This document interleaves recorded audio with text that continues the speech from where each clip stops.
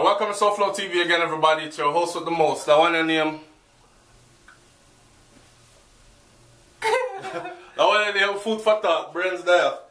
Say hi, babe. Hi, God. That one in name. Food for thought. I was gonna do this vlog some other way, but I just let me do it on the go. Watch. But there I think to myself, right? And I'm thinking, because I'm working in the geriatric field of occupational therapy right now. So every day I go work, I kind of feel like an old person, or I'm feeling like life is close to ending. And I'm starting to realize that it's because I'm working around people that, majority of the people that I work with, they don't have 10 years left on earth. Majority of them will be checking out in, some of them are gone tomorrow. Most of them have 5 years at the max. At a max. Now imagine living life and you got to the end stage of your life where you realize, say, yo, I only have 5 years left to live. You can imagine, say, panic setting and all these other things, right? Yeah. Because this ain't no guessing that they have 5 years left to live. This is factual for them. And when I was working in the pediatric field, I used to go home feeling thankful. Because I have 4 healthy children. And PEDS is where you deal with small children. Well, PEDS covers newborn to 19 years old. So it was fun working with the older kids that were 16, 17, 18. And you're thankful because you yourself know you lived through those years. And at them years, you did a run up and down. I was on a track and field team. I had so much things going on for me. And to see somebody at that age not able to pass those milestones and do all the things that you do when you're 16, 17, 18. You look at this person and you know, damn, they'll probably never like have a girlfriend or go through a couple of girls, them kind of thing. They pick and choose.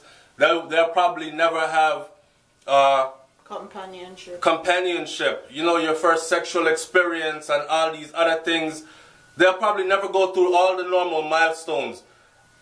But and then the younger kids, I used to come home to my younger kids, and I'm looking at my kids and they're all bouncing around, they're happy, everything is there, into like cognitively, physically, everything intact, everybody born good and growing up well. Thanks be to the Most High, still no sickness, not take them over. Some things are out of our control.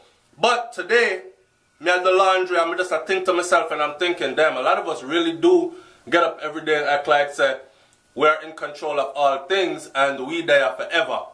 You know what I'm saying? And I'm thinking to myself like, majority of us are gonna be old and lonely.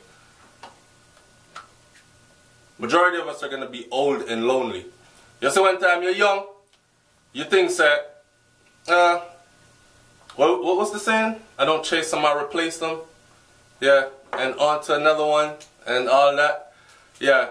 That shit catches up with you, man. May I realize, may I look now, I was thinking about this lady. May I tell you about it the other day? How she was fine as hell. When I go in her room and I look, see brains there? But there I talk. Went into her room, right? For OSHA purposes and all other purposes, I cannot reveal where I work. I can't give names of the people I work with. I can't even give distinct descriptions.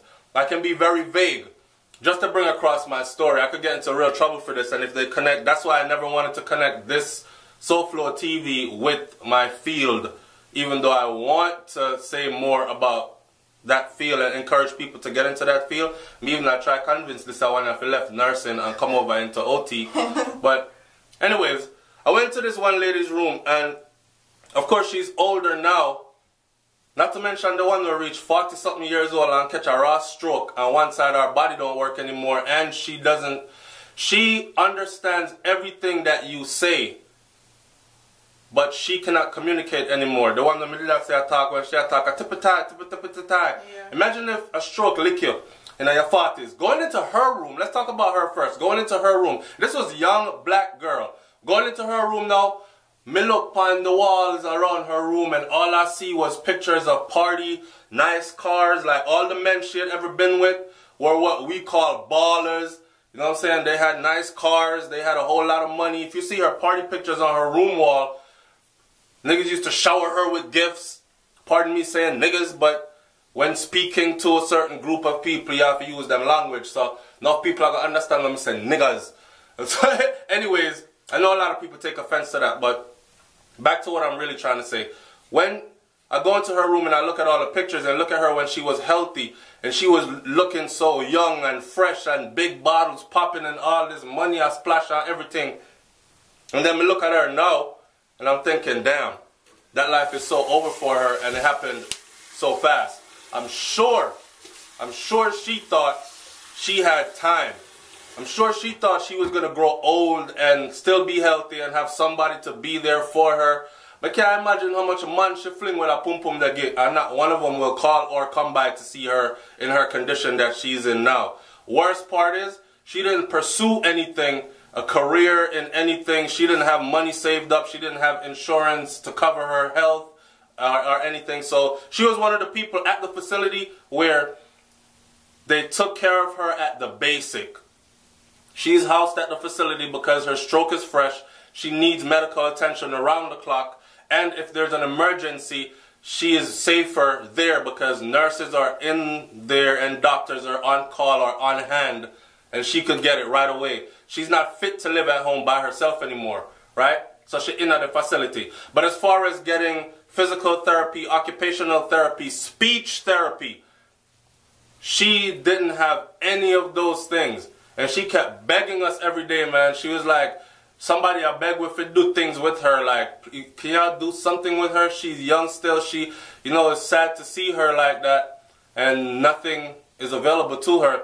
You know, the people that worked their whole lives, and they saved their money, they had speech therapy available to them. They had occupational therapy. They had physical therapy available to them. So they could learn to walk again. They could learn to speak again. They can learn to go to the toilet, change their clothes, feed themselves left-handed even though they were born right-handed. You'll be surprised how many things can happen to you and how fragile we really are.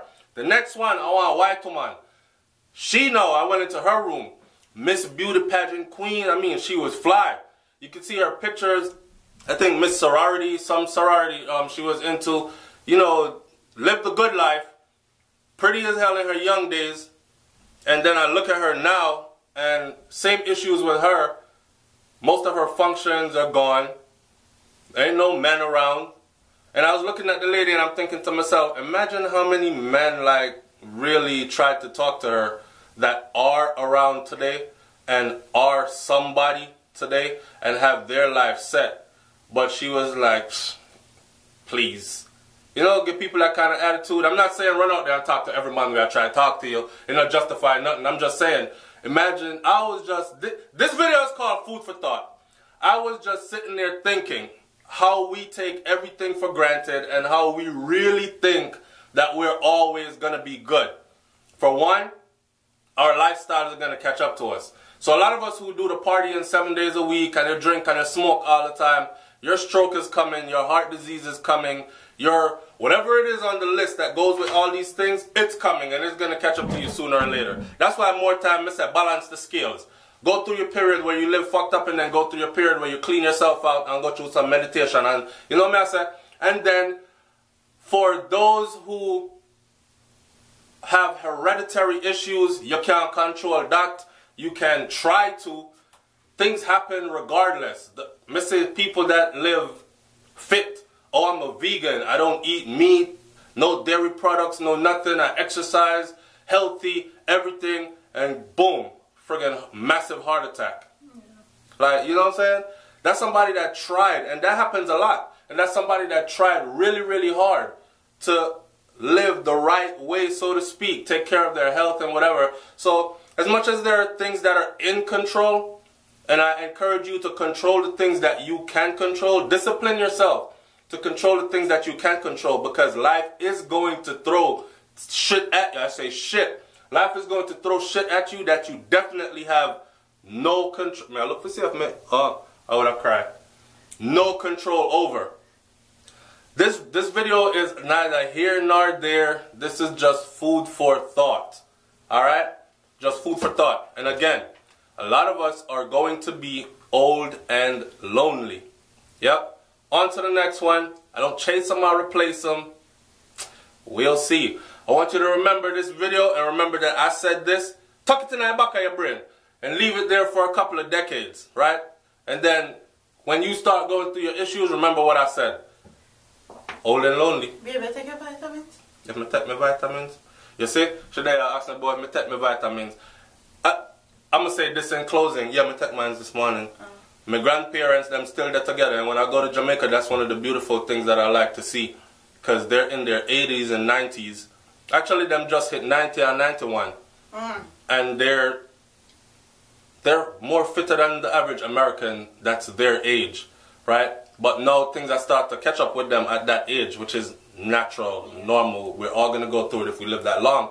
But to see how, if my grandfather his legs start cramp up from arthritis, so my grandmother run go get the beer rum and I sap it up for him and help him stretch out. If her arms start hurt from her arthritis pain, or if she having some kind of ailment, you see how he's there with her and he's not eating if she's not eating, or he's there for make sure she get her herb tea them and for make sure say boil some chicken soup and, you know, master, just take care of her like nobody else could. And this is someone that you can look back at and be like, yo, I've known you since we were both fit and young and used to run around, act like we're crazy, mad arguments, everything we've been through, and he's still there. And he's going to be there for her whole life, and so is she for him, his whole life, until me know exactly which part them are going to bury, even, right? And they're going to be right next to each other. So not only in this life and the next life.